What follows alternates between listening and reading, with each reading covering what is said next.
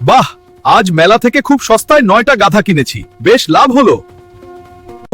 হাঁটতে হাঁটতে পা ব্যথা হয়ে গেল। একটা গাধার পিঠে বরং চড়েই বসি।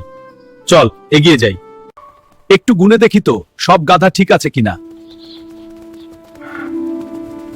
7, 8, আরে 8টা গাধা কেন? আমার আরেকটা গাধা কোথায় গেল? চুরি হয়ে গেল নাকি? 1, 2, 3, 7, 8, 9। যাক বাবা, 9টাই তো আছে।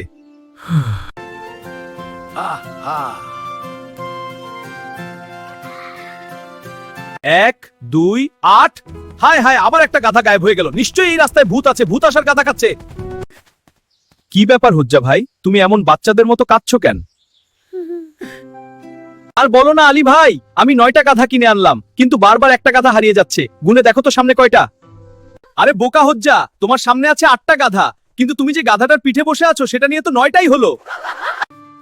হা হা হা, তাই তো, আমি তো যেটা বসে আছি সেটা গুনতেই ভুলে গিয়েছিলাম।